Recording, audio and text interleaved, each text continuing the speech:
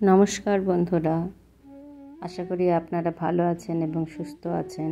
আপনাদের একটি নতুন ব্লগে স্বাগত জানাই। আমি রোহিণী, আর আমরাও ভালো আছি। কাল মহালয়া ছিল, যদিও আক্ষরিক অর্থে আজ হিউস্টনে আমেরিকাতে আজকে মহালয়া। আমরা যেহেতু কয়েক ঘন্টা পিছিয়ে রয়েছি সময়ের দিকে, তবে বাংলার সময় মতোই গতকাল মহালয়া শুনছিলাম।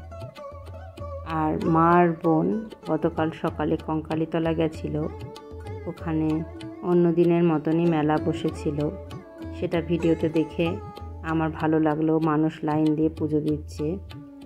তারপর একটা ছবি আঁকলাম সরার মতো করে, কিন্তু এটি প্লাস্টিকের একটা প্লেট, সামান্য উপকরণ। আর একসাথে ভাই বোন মিলে মায়ের সঙ্গে একসঙ্গে কিছুক্ষণ আমরা মহালয়া শুনলাম বিকালে। এইভাবেই বাড়ি থেকে অনেক দূরে মহালয়াটা উদযাপন করে তার একটা আনন্দ উপভোগের চেষ্টা করলাম। গত বছর মহালয়ার দিন সকালবেলায় সুরতেশ্বর মন্দিরে গেছিলাম আমি, বোন, মা। খুব সুন্দর একটা অভিজ্ঞতা হয়েছিল।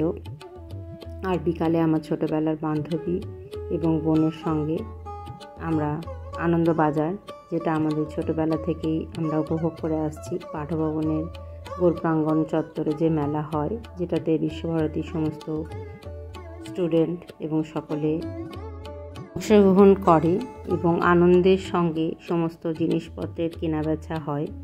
সেই ছোটোবেলা থেকে কাটানো সময়ের স্মৃতিগুলো ফিরে আসছিল। এই সুন্দর মুহূর্তগুলো এখন ছবির মধ্যেই বন্ধ। আজ এইটুকুই। সকলে ভালো থাকবেন। আরও একটি নতুন ব্লগে দেখা হবে।